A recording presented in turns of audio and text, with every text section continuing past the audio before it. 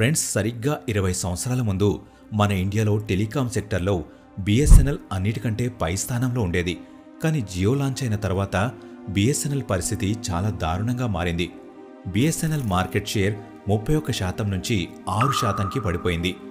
2016 తర్వాత బిఎస్ఎన్ఎల్ ఒక జనరేషన్ వెనకనే ఉండిపోయింది. మార్కెట్లోకి 4G లాంచ్ అయినప్పుడు బిఎస్ఎన్ఎల్ 3Gని లాంచ్ చేసింది. అలానే ఇప్పుడు 5Gని లాంచ్ చేసినప్పుడు బిఎస్ఎన్ఎల్ 4Gని లాంచ్ చేయడానికి ప్రయత్నిస్తుంది. ఆశ్చర్యకరమైన విషయం ఏంటంటే, ఈ ప్రపంచంలోనే 7వ పెద్ద టెలికాం కంపెనీ అయిన వోడాఫోన్ ఇండియా లోపల జియోతో పోటీ పడలేక ఐడియాతో కలిసిపోయింది. కానీ రీసెంట్గా టెలికాం సెక్టర్లో వచ్చిన చేంజ్ వల్ల కస్టమర్స్ అందరూ ఎయిర్టెల్ జియో మీద చాలా కోపంగా ఉన్నారు. దీనివల్ల లక్షల మంది ప్రజలు ఎయిర్టెల్ జియో నుంచి బిఎస్ఎన్ఎల్కి చేంజ్ అయిపోయారు. కేవలం ఒక్క రాజస్థాన్లోనే 30 రోజుల్లో 161,000 మంది ప్రజలు బిఎస్ఎన్ఎల్కి పోర్ట్ అయ్యారు. కానీ అసలు బిఎస్ఎన్ఎల్ ఎప్పుడు ఒక జనరేషన్ వెనకే ఉండడానికి కారణమేంటి? ఈరోజు జరుగుతున్న బాయ్కాట్ జియో ట్రెండ్ వల్ల బిఎస్ఎన్ఎల్కి కలిగే లాభమేంటి? టాటా చేసిన హెల్ప్తో బిఎస్ఎన్ఎల్ కంబ్యాక్ ఇస్తుందా? రీసెంట్గా టాటా బిఎస్ఎన్ఎల్తో ఒక డీల్ని కుదుర్చుకుంది. ఆ డీల్లో భాగంగా టాటా బిఎస్ఎన్ఎల్ కోసం 1,00,000 టవర్లను నిర్మించబోతుంది. ఈ విషయాన్ని తెలుసుకోవడం కోసం అసలు బిఎస్ఎన్ఎల్ ఎలా స్టార్ట్ అయిందో తెలుసుకోవాలి. 20 సంవత్సరాలకు ముందు అది ఏ విధంగా టాప్ పొజిషన్కి చేరుకుందో తెలుసుకోవాలి. ఫ్రెండ్స్, బ్రిటిష్ వాళ్ళు పరిపాలించినప్పుడు మన ఇండియాలో కమ్యూనికేషన్ కోసం టెలిగ్రాఫ్స్ని ఉపయోగించేవారు. స్టార్టింగ్లో ఈ డిపార్ట్మెంట్ని బ్రిటిష్ వాళ్ళు చూసుకునేవారు. కానీ స్వాతంత్రం వచ్చిన తర్వాత వీటి బాధ్యతను డిపార్ట్మెంట్ ఆఫ్ టెలికమ్యూనికేషన్ డాట్ చేపట్టింది. ఆ తర్వాత డాట్ ఎన్నో కంపెనీలను స్టార్ట్ చేసింది. వాటి ద్వారా ఢిల్లీ, ముంబై లాంటి పెద్ద పెద్ద నగరాల్లో లైన్స్ని నిర్మించాలనుకుంది. దీంతోపాటు ఇంటర్నేషనల్ లైన్స్ని నిర్మించి ఇతర దేశాల్లో కూడా కమ్యూనికేషన్ ఉండే విధంగా చేయాలనుకున్నది.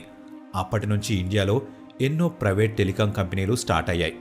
వీటికి పోటీగా ఉండడానికి అలానే పాలసీస్ని సరిగ్గా పాటించే విధంగా డిటిఎస్, రెండోది డాట్ పాలసీస్ని తయారు చేసింది. అలానే డిటిఎస్ సేవలను అందిస్తుంది. 2000 అక్టోబర్ 1న గవర్నమెంట్ డిటిఎస్ పేరుని బిఎస్ఎన్ఎల్గా మార్చింది. ఈ విధంగా బిఎస్ఎన్ఎల్ స్టార్ట్ అయింది. ఇది భారత్ మొత్తాన్ని కనెక్ట్ చేసింది. దాన్ని ప్రభుత్వం ద్వారా రన్ చేస్తూ వచ్చారు. దీనివల్ల కంపెనీ చాలా ఈజీగా రన్ అవుతుంది. అలానే ప్రైవేట్ కంపెనీస్కి కూడా మంచి పోటీ ఉండేది. బిఎస్ఎన్ఎల్ స్టార్ట్ చేయడం వెనుక ఒకే ఒక కారణం ఉంది: కస్టమర్స్ని కనెక్ట్ చేయడం, అలానే వాళ్ళకి ఇంటర్నెట్ సేవలు అందించడం. అలా బిఎస్ఎన్ఎల్ 2000లో ఇంటర్నెట్ సేవలను ప్రారంభించింది. అలానే 2002లో 2G ఇంటర్నెట్ని స్టార్ట్ చేసింది. దీంతోపాటు 2005లో బ్రాడ్బ్యాండ్ సర్వీసెస్ కూడా మొదలుపెట్టింది. స్టార్టింగ్లో కంపెనీ చాలా బాగా ఎదిగింది. కేవలం కొన్ని సంవత్సరాలలోనే ఎయిర్టెల్ని వెనక్కి నెట్టి టెలికాం మార్కెట్లో టాప్లో నిలిచింది. ఇండియాలో ఉన్న చిన్న చిన్న ఊళ్ళకి కూడా కనెక్షన్ బాగా అందించేది. అలా డిసెంబర్లోపు బిఎస్ఎన్ఎల్కి 2.5 కోట్ల మంది సబ్స్క్రైబర్స్ పెరిగారు. అలానే 10 లక్షల బ్రాడ్బ్యాండ్ కనెక్షన్స్ కూడా పెరిగాయి. ఈ టైంలో కంపెనీకి 10,143 కోట్ల లాభం వచ్చింది. బిఎస్ఎన్ఎల్ కస్టమర్స్ని ఎంత వేగంగా పెంచుకుంది అంటే 2006 నుంచి 2007 వరకు బిఎస్ఎన్ఎల్ మార్కెట్ షేర్ 31% ఉంది. కానీ మార్కెట్ షేర్ పెరుగుతున్న కొద్దీ ప్రాఫిట్ కూడా తగ్గుతూ వచ్చింది. అందుకనే 2007 నుంచి 2007 మధ్యలో బిఎస్ఎన్ఎల్ కేవలం 7,769 కోట్లు మాత్రమే సంపాదించగలిగింది. దాదాపు 234 కోట్ల ఆదాయం తగ్గిపోయింది. అప్పటి నుంచి ఎలాంటి ఇన్సిడెంట్ జరిగాయంటే వాటి నుంచి బిఎస్ఎన్ఎల్ అస్సలు కోలుకోలేకపోయింది. కానీ అసలు మార్కెట్లో టాప్లో ఉండే బిఎస్ఎన్ఎల్ ఒక్కసారిగా కిందికి పడిపోవడానికి గల కారణాలేంటి? 2004 నుంచి బిఎస్ఎన్ఎల్లో ఒక స్కామ్ జరిగింది. దాని వెనుక ఆ టైంలో యూనియన్ మినిస్టర్ అయిన దయానిధి మారన్ ఉన్నాడు.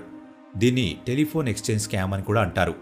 బిఎస్ఎన్ఎల్ పైన దాని ఎఫెక్ట్ ఎక్కువగా పడింది. నిజానికి దయానిధి మారన్ తన ఇంట్లో, ఆఫీసులో 300 కంటే ఎక్కువ టెలిఫోన్స్ని ఎక్స్చేంజ్ చేసుకున్నాడు. వీటిలో హై కెపాసిటీ లైన్స్ పెట్టారు. ఇవి నార్మల్ యూస్ కోసం పనిచేస్తాయి. ఈ టెలిఫోన్ లైన్స్ని దయానిధి మారన్ తన సొంత బిజినెస్ సన్ టీవీ నెట్వర్క్ కోసం ఉపయోగించుకున్నాడు. దీనివల్ల బిఎస్ఎన్ఎల్కి 1.78 కోట్ల నష్టం వచ్చింది. బిఎస్ఎన్ఎల్ లాస్ని రికవర్ చేయడానికి ప్రయత్నిస్తూనే ఉంది. అలాంటి సిచ్యువేషన్లో 2008లో 2G స్కామ్ జరిగింది. అది భారత్లోని జరిగిన అతిపెద్ద స్కాముల్లో ఒకటి. ఈ స్కామ్లో స్పెక్ట్రమ్ లైన్స్ని మార్కెట్ వాల్యూ కంటే తక్కువ ధరకే అమ్మేశారు. దీనివల్ల గవర్నమెంట్కి 1,76,000 కోట్ల నష్టం వచ్చింది. ఆ టైంలో టెలికాం మినిస్టర్ రాజా కంపెనీస్ని అడ్డుకోకుండా ముందు వచ్చిన వాళ్ళకే లైసెన్స్ దొరుకుతుందని ప్రకటించాడు. దీనివల్ల కొన్ని ప్రైవేట్ కంపెనీస్కి చాలా తక్కువ ధరకే స్పెక్ట్రమ్ లభించింది. ఈ స్కామ్ బయటపడినప్పుడు సిబిఐ ఇన్వెస్టిగేషన్ జరిగింది. వాళ్ళు మిగిలిన కంపెనీస్తో పాటు బిఎస్ఎన్ఎల్ టెండర్స్ని కూడా పరిశీలించారు. దీనివల్ల కంపెనీలో జరిగే ఆపరేషన్స్, ప్రాజెక్ట్స్ చాలా స్లో అయ్యాయి. మళ్లీ బిఎస్ఎన్ఎల్కి చాలా నష్టం వచ్చింది. 2007 నుంచి 2010 వరకు టెలికాం ఇండస్ట్రీ చాలా డెవలప్ అయింది. మార్కెట్లో కొత్త కొత్త సిమ్లు వచ్చాయి. ప్రతి ప్రైవేట్ కంపెనీ కూడా కొత్త కొత్త ప్లాన్స్ని ప్రవేశపెట్టింది. వాళ్ల ఇన్ఫ్రాస్ట్రక్చర్ని బలంగా చేసుకుని కస్టమర్స్ని తమ వైపుకి అట్రాక్ట్ చేసుకున్నాయి. ఈ టైంలో బిఎస్ఎన్ఎల్ అసలు ఏమీ చేయలేదు. 2010లో దీని మార్కెట్ షేర్ 14% పడిపోయింది. ప్రైవేట్ కంపెనీలు చేస్తున్నట్టుగా బిఎస్ఎన్ఎల్ ఒక్క ప్రయత్నం కూడా చేయలేదు. దీన్ని ప్రభుత్వ ఉద్యోగుల నిర్లక్ష్యం అనొచ్చు, లేదా గవర్నమెంట్ కరప్ట్ అయిందని అనొచ్చు. ఈ కారణం చేతనే 2010 నుంచి 2011 వరకు బిఎస్ఎన్ఎల్కి 6,384 కోట్ల నష్టం వచ్చింది. 2011 నుంచి 12 వరకు అది 8,851 కోట్లకు పెరిగింది. ఈ టైంలో బిఎస్ఎన్ఎల్ తన మార్కెట్ షేర్ని చాలా వేగంగా కోల్పోయింది. 2016 తర్వాత కంపెనీ పరిస్థితి మరింత దారుణంగా మారిపోయింది. 2016 సెప్టెంబర్ 5న ముఖేష్ అంబానీ జియోని లాంచ్ చేశాడు. 3,50,000 కోట్ల రూపాయలు ఖర్చు చేసి ఇండియాలో హైస్పీడ్ 4G నెట్వర్క్ని లాంచ్ చేశాడు. ఆశ్చర్యకరమైన విషయం ఏంటంటే, ఇంత డబ్బులు ఖర్చు చేసిన తర్వాత కూడా ఈ సర్వీసెస్ అన్నిటినీ జియో ఫ్రీగా ప్రొవైడ్ చేసింది. ప్రజలు కూడా జియో సిమ్ని తీసుకుని అన్లిమిటెడ్ కాల్స్ని, ఇంటర్నెట్ని వాడుకున్నారు. ఈ ఫ్రీ సర్వీసెస్ ప్రైవేట్ కంపెనీస్ పైన బాగా ఎఫెక్ట్ చూపించాయి. దీని తర్వాత ఎయిర్టెల్, ఐడియా, వొడాఫోన్ కలిసి ట్రాయ్ దగ్గర జియోకి వ్యతిరేకంగా కంప్లైంట్ ఫైల్ చేశారు. ఈ ప్రమోషన్ ఆఫర్ ట్రాయ్ నియమాలని ఉల్లంఘించిందని చెప్పారు. ఆ తర్వాత ట్రాయ్ ఈ మ్యాటర్ని ఇన్వెస్టిగేట్ చేసి జియోకి ఫేవర్గా డిసిషన్ తీసుకుంది. ఈ ప్రమోషన్ ఆఫర్లు ఏ నియమాలను ఉల్లంఘించట్లేదని ట్రాయ్ చెప్పింది. ట్రాయ్ తీసుకున్న ఈ నిర్ణయం వల్ల ఎయిర్టెల్, ఐడియా, వొడాఫోన్కి చాలా కోపం వచ్చింది. అందుకనే ఈ కేసుని తీసుకుని telecom dispute settlement and appellate tribunal దగ్గరికి వెళ్లారు. కానీ ఇక్కడ కూడా జియోనే గెలిచింది. టీడీశాట్ కూడా ట్రాయ్ తీసుకున్న నిర్ణయాన్ని సపోర్ట్ చేసింది. ఈ డిసిషన్ వల్ల ప్రభుత్వం జియోకి ఫేవర్ చేస్తుందని అందరికీ అర్థమైంది. అలానే ప్రభుత్వం బిఎస్ఎన్ఎల్ని అస్సలు పట్టించుకోలేదని అందరికీ బాగా అర్థమైంది. కానీ జియోకి హెల్ప్ చేయడం వల్ల ప్రభుత్వానికి ఉన్న లాభమేంటి? ఫ్రెండ్స్, ఇది నేను మీకు ప్రత్యేకంగా చెప్పాల్సిన అవసరం లేదు. ముఖేష్ అంబానీ మన ఇండియాలోనే రిచెస్ట్ పర్సన్. దీనివల్ల ప్రభుత్వం కూడా అతన్ని వ్యతిరేకించలేకపోయింది. జియో లాంచ్ అయ్యే ముందు ఇండియన్ టెలికాం సెక్టర్లో 12 కంపెనీలు ఉండేవి. వాళ్ల దగ్గర 103 కోట్ల మంది సబ్స్క్రైబర్స్ ఉన్నారు. కానీ జియో లాంచ్ అయిన తర్వాత వాటిలో 58% కంపెనీలు మూతపడ్డాయి. ఎయిర్టెల్ మాత్రమే ఆ సిచ్యువేషన్లో సర్వైవ్ అవ్వగలిగింది. గవర్నమెంట్ తీసుకున్న ఇలాంటి పక్షపాత నిర్ణయం వల్ల ఈ ప్రపంచంలోని 7వ అతిపెద్ద టెలికాం కంపెనీ వొడాఫోన్ కూడా జియో ముందు ఓడిపోయి చాలా నష్టాలను చవిచూసింది. ఇక చేసేదేమీ లేక ఐడియాతో కలిసిపోయింది. దాన్ని ఈరోజు మనం విఐ అని పిలుస్తున్నాం. మరోవైపు బిఎస్ఎన్ఎల్ పరిస్థితి ఎంత దారుణంగా మారింది అంటే, ప్రతి ఒక్కరూ బిఎస్ఎన్ఎల్ ఉన్నా లేకపోయినా ఒకటే అని భావించారు. ఎందుకంటే దీని మార్కెట్ షేర్ 9%కి పడిపోయింది. జియో 4G లాంచ్ అయిన తర్వాత మిగిలిన కంపెనీస్ కూడా 4Gకి స్విచ్ అయిపోయాయి. కేవలం ఒకే ఒక కంపెనీ మాత్రం 4Gకి వెళ్ళలేకపోయింది. అదే బిఎస్ఎన్ఎల్. ఇండియాలో స్టార్ట్ అయిన మొట్టమొదటి టెలికాం కంపెనీ బిఎస్ఎన్ఎల్. ఇండియాలో మొట్టమొదటిసారి 2Gని లాంచ్ చేసిన కంపెనీ కూడా బిఎస్ఎన్ఎలే. కానీ ఈరోజు మిగిలిన కంపెనీలు 5G తీసుకురావడానికి, 6G తీసుకురావడానికి పనిచేస్తుంటే బిఎస్ఎన్ఎల్ మాత్రం ఇంకా 4Gని కూడా తీసుకురాలేకపోయింది.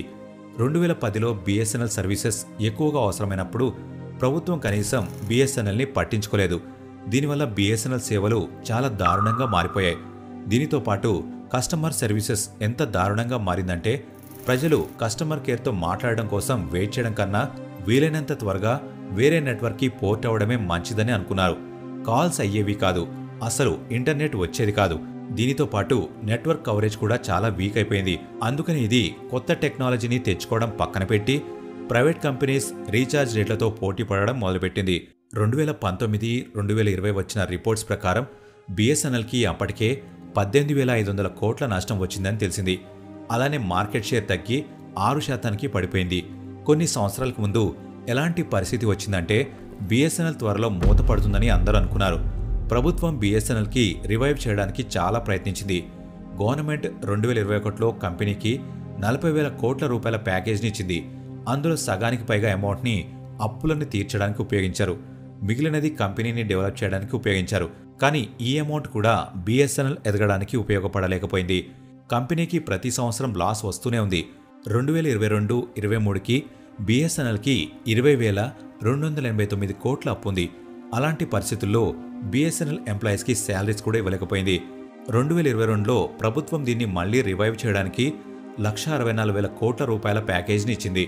వాటిని బీఎస్ఎన్ఎల్ ఫైబర్ నెట్వర్క్ని ఎక్స్పాండ్ చేయడం కోసం, కంపెనీని బాగు చేయడం కోసం ఉపయోగించింది. బీఎస్ఎన్ఎల్ కంబ్యాక్ ఇవ్వడానికి ఎంతో స్ట్రగుల్ అవుతుంది, అందులో ఎటువంటి సందేహం లేదు. ఇలాంటి స్ట్రగులింగ్ సిచ్యువేషన్లో ఉన్నప్పుడు ప్రజలు కూడా బీఎస్ఎన్ఎల్కి మారడానికి ఆసక్తి చూపుతున్నారు. వేరే కంపెనీలు రీఛార్జ్ రేట్లను పెంచడం కూడా బీఎస్ఎన్ఎల్కి బాగా ఉపయోగపడుతుంది. దాదాపు 11-25% వరకు ప్రైవేట్ కంపెనీలు వాటి రీఛార్జ్ రేట్లను పెంచేశాయి. ప్రస్తుతం జియో టెలికాం సెక్టర్లో ట్రెండ్ సెట్టర్గా మారింది. ఒకవేళ జియో ప్రైస్ని పెంచితే దాని వెనుకనే ఎయిర్టెల్, వోడాఫోన్ కూడా ప్రైస్లను పెంచేశాయి. ఎయిర్టెల్ కూడా 11-20% వరకు వాటి రీఛార్జ్ రేట్లను పెంచింది. దీనివల్ల ప్రజలు జియోని ద్వేషించడం మొదలుపెట్టారు. వాళ్లందరికీ జియో చేసిన కుట్ర అర్థమైపోయింది. ముందుగా జియో అందరికీ ఫ్రీ సర్వీసెస్ని ఇచ్చింది. ఆ తర్వాత రీఛార్జ్ రేట్లను పెంచి లాభాన్ని పొందింది. దీంతో పాటు మన ఇండియాలో టెలికాం కంపెనీలు తక్కువగా ఉండడం వల్ల కస్టమర్స్ దగ్గర చాలా తక్కువ ఆప్షన్స్ మాత్రమే ఉన్నాయి. ప్రజలైతే ఎక్కువ ఖర్చు పెట్టి రీఛార్జ్ చేసుకోవాలని అనుకోవడం లేదు, కానీ వాళ్ళకి ఇంకొక ఆప్షన్ కూడా లేదు. ఇలా లక్షల మంది ప్రజలు బీఎస్ఎన్ఎల్కి స్విచ్ అవ్వడానికి ప్రయత్నిస్తున్నారు. ఎందుకంటే ఎయిర్టెల్, జియో, విఐతో కంపేర్ చేస్తే బీఎస్ఎన్ఎల్ రీఛార్జ్ రేట్లు సగం కంటే తక్కువ ధరలోనే దొరుకుతాయి. దీనివల్ల సోషల్ మీడియాలో బాయ్కాట్ జియో, బీఎస్ఎన్ఎల్ కంబ్యాక్ అనే హెడ్లైన్స్ వైరల్ అవుతున్నాయి. కానీ ఈ ట్రెండ్ వల్ల బీఎస్ఎన్ఎల్ పరిస్థితి మారుతుందా? కొన్ని చోట్లయితే బీఎస్ఎన్ఎల్ సిమ్స్ ఎక్కువగా అమ్ముడుపోతున్నాయి. రిపోర్ట్స్ ప్రకారం బీహార్ ఇంకా జార్ఖండ్లో ప్రతిరోజు 500 సిమ్ములు అమ్ముడుపోతున్నాయి. మొదట్లో కేవలం 150 సిమ్ములు మాత్రమే అమ్ముడుపోయేవి.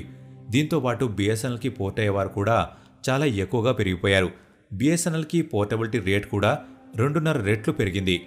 రాజస్థాన్ గురించి మాట్లాడుకుంటే కేవలం ఒక్క నెలలోనే 161,083 మంది బీఎస్ఎన్ఎల్కి మారిపోయారు. దీనివల్ల ఎయిర్టెల్కి, జియోకి ఊహించని షాక్ తగిలింది. ఒకవేళ ఇది ఇలానే జరుగుతూ ఉంటే దీని ప్రభావం చాలా ఎక్కువగా ఉంటుంది.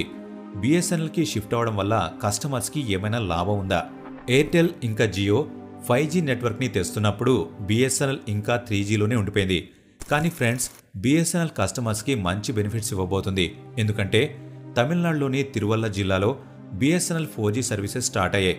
దీంతో పాటు హర్యానా, పంజాబ్, ఉత్తరాఖండ్, హిమాచల్ ప్రదేశ్, ఉత్తరప్రదేశ్ లాంటి నార్త్ స్టేట్స్లో బీఎస్ఎన్ఎల్ 4G స్టార్ట్ చేసి 8 లక్షల కంటే ఎక్కువ కస్టమర్స్ని సంపాదించింది. ఒకవేళ పూర్తి దేశం గురించి మాట్లాడుకుంటే బీఎస్ఎన్ఎల్ చాలా త్వరగా ఇండియాలో 4G నెట్వర్క్ని స్టార్ట్ చేస్తుంది. 2024 ఏప్రిల్ నాటికి బీఎస్ఎన్ఎల్ దగ్గర కేవలం 3,500 4G నెట్వర్క్ టవర్స్ మాత్రమే ఉండేవి.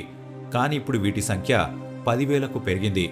మరోవైపు union IT and telecom minister Ashwini Vaishnaw BSNL 4Gని లాంచ్ చేసిన ఒక్క సంవత్సరంలోనే 5Gగా మారుస్తుందని చెప్పారు.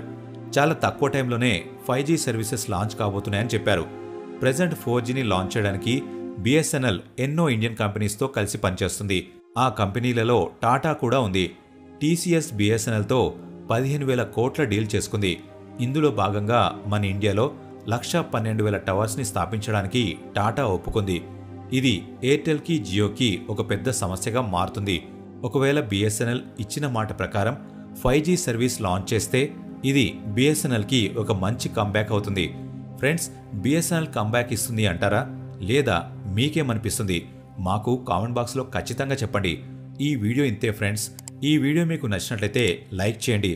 ఇలాంటి మరెన్నో వీడియోస్ కోసం ఇప్పుడే మన ఛానల్ని సబ్స్క్రైబ్ చేసుకోండి.